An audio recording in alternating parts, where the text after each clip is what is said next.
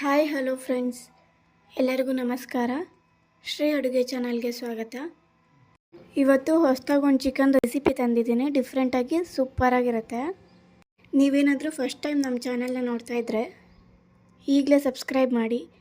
ಈ ವಿಡಿಯೋ ಇಷ್ಟ ಆದರೆ ಲೈಕ್ ಮಾಡಿ, ಸಬ್ಸ್ಕ್ರೈಬ್ ಮಾಡಿ, ಶೇರ್ ಮಾಡಿ. ಈ ಚಿಕನ್ ರೆಸಿಪಿ ಮಾಡೋಕ್ಕೆ ಒಂದು 600 ಗ್ರಾಮ್ ಚಿಕನ್ ತೊಗೊಂಡಿದ್ದೀನಿ. ಚಿಕನ್ನ ಚೆನ್ನಾಗಿ ತೊಳೆದು ಮೀಡಿಯಮ್ ಸೈಜಲ್ಲಿ ಕಟ್ ಮಾಡಿ ಇಟ್ಕೊಂಡಿದ್ದೀನಿ.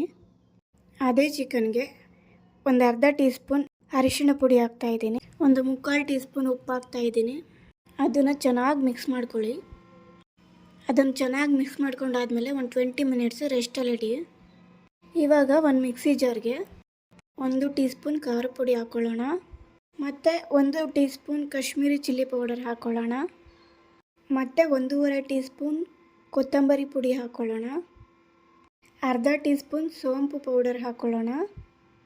1 ಇಂಚಷ್ಟು ಶುಂಠಿನ ಕಟ್ ಮಾಡಿ ಹಾಕ್ಕೊಳ್ಳೋಣ. ನೆಕ್ಸ್ಟ್ ಅದನ್ನು ರುಬ್ಕೊಂಡು ಬರೋಣ ಸ್ಮೂತಾಗಿ. ರುಬ್ಬೋಕ್ಕೆ ನೀರೇನು ಹಾಕೋ ಆಗಿಲ್ಲ, ಹಾಗೆ ಡ್ರೈ ಆಗಿ ರುಬ್ಬಿ. ಆವಾಗ ನಮಗೆ ಬೇಕಾಗಿರೋ ಪೌಡರ್ ರೆಡಿ ಆಗುತ್ತೆ. ನೆಕ್ಸ್ಟು ಅದೇ ಪೌಡರ್ ಇರುವಾಗಲೇ ಅದೇ ಜಾರ್ಗೆ ಒಂದು 15 ಎಸಳು ಬೆಳ್ಳುಳ್ಳಿ ಹಾಕ್ಕೊಳ್ಳೋಣ. ಒಂದು ಸ್ವಲ್ಪ ಕರಿಬೇವು ಸೊಪ್ಪು ಹಾಕ್ಕೊಂಡು ತರ್ತರಿಯಾಗಿ ರುಬ್ಕೊಳ್ಳೋಣ. ಫಸ್ಟು ರುಬ್ಬಿದ್ದು ಮತ್ತು ಇದು ಸ್ವಲ್ಪ ಮಿಕ್ಸ್ ಆಗೋ ಥರ ಅಷ್ಟೇ, ಜಾಸ್ತಿ ರುಬ್ಬೋವಾಗಿಲ್ಲ. ಇವಾಗ ನಾನೊಂದು ಬಾಣಲೆ ಇಟ್ಕೊಂಡಿದ್ದೀನಿ.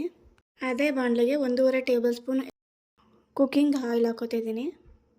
ಮತ್ತು ಒಂದು ಅರ್ಧ ಟೀ ಸ್ಪೂನ್ ತುಪ್ಪ, ಮತ್ತು ಚಕ್ಕೆ ಲವಂಗ ಏಲಕ್ಕಿನ ಎಣ್ಣೆ ಕಾದ್ಮೇಲೆ ಹಾಕ್ಕೋಬೇಕು. ಆಮೇಲೆ ಚಕ್ಕೆ ಲವಂಗ ಏಲಕ್ಕಿನ ಲೈಟಾಗಿ ಫ್ರೈ ಮಾಡಿ. ನೆಕ್ಸ್ಟು ಮೀಡಿಯಮ್ ಸೈಜ್ದು 2 ಈರುಳ್ಳಿನ ಚಾಪ್ ಮಾಡಿಟ್ಕೊಂಡಿದ್ದೀನಿ. ಅದನ್ನು ಫ್ರೈ ಮಾಡೋಕ್ಕೆ ಬಾಣಲಿಗೆ ಹಾಕೋತಾ ಇದ್ದೀನಿ.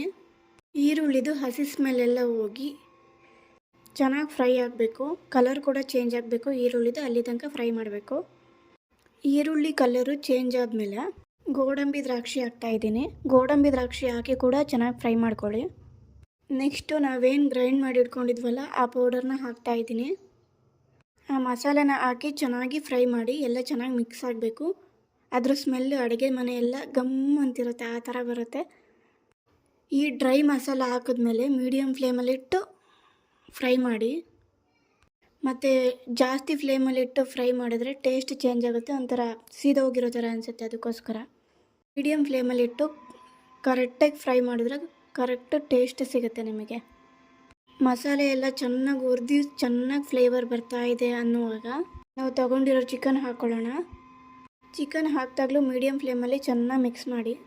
ಆ ಮಸಾಲೆ ಎಲ್ಲ ಚೆನ್ನಾಗಿ ಚಿಕನ್ನಿಗೆ ಹತ್ತಬೇಕು, ಆ ಥರ ಬಾಡಿಸ್ಕೊಳ್ಳಿ. ನೆಕ್ಸ್ಟು ಮಸಾಲೆ ಎಲ್ಲ ಚಿಕನ್ಗೆ ಹಿಡಿದ್ಮೇಲೆ ಒಂದು ಅರ್ಧ ಕಪ್ಪು ಹಾಟ್ ವಾಟರ್ ಹಾಕಿ ಚೆನ್ನಾಗಿ ಮಿಕ್ಸ್ ಮಾಡಿ. ಮತ್ತು ಒಂದು 5ರಿಂದ 10 ನಿಮಿಷ ಮುಚ್ಚಿ ಚೆನ್ನಾಗಿ ಬೇಯಿಸಿ. ಅದ್ರ ಸ್ಮೆಲ್ಲು ಅಡುಗೆ ಮನೆ ಎಲ್ಲ ಬರ್ತಾ ಇರುತ್ತೆ. ಆವಾಗ ಬೆಂದಿರೋದು ನೋಡಿ ಓಪನ್ ಮಾಡಿ. ನೆಕ್ಸ್ಟು ಕೊನೆಯಲ್ಲಿ ಕೊತ್ತಂಬರಿ ಸೊಪ್ಪು ಹಾಕ್ತಾಯಿದ್ದೀನಿ. ಮತ್ತು ಲೆಮನ್ ಜ್ಯೂಸ್ ಹಾಕ್ತಾಯಿದ್ದೀನಿ. ಲೆಮನ್ ಜ್ಯೂಸ್ ಹಾಕಿದ್ರೆ ಚೆನ್ನಾಗಿರುತ್ತೆ ಟೇಸ್ಟು. ಹುಳಿಯಾಗಿ ಖಾರವಾಗಿ ಚೆನ್ನಾಗಿರುತ್ತೆ, ಸೂಪರಾಗಿರುತ್ತೆ. ನೆಕ್ಸ್ಟು ಲಾಸ್ಟಲ್ಲಿ ಕೊನೆಯಲ್ಲಿ ಚೆನ್ನಾಗಿ ಮಿಕ್ಸ್ ಮಾಡಿ. ಇವಾಗ ಚಿಕನ್ ಫ್ರೈ ರೆಡಿಯಾಗಿದೆ. ಇದಂತೂ ಚಪಾತಿಗೆ, ರೊಟ್ಟಿಗೆ, ರುಮಾಲ್ ರೊಟ್ಟಿಗೆ, ಅನ್ನಕ್ಕೆ ಎಲ್ಲದಕ್ಕೂ ಒಳ್ಳೆ ಕಾಂಬಿನೇಷನು, ಸಖತ್ತಾಗಿರುತ್ತೆ.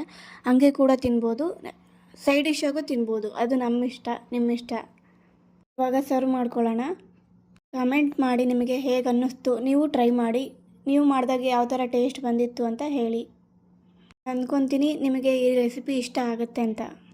ನೀವೇ ನೋಡ್ತಾ ಇದ್ದೀರಲ್ಲ ಎಷ್ಟು ಕಲರ್ಫುಲ್ಲಾಗಿ ಬಂದಿದೆ. ಟೇಸ್ಟು ಮಾತ್ರ ಹಂಗೆ ಇರುತ್ತೆ. Thank you so much.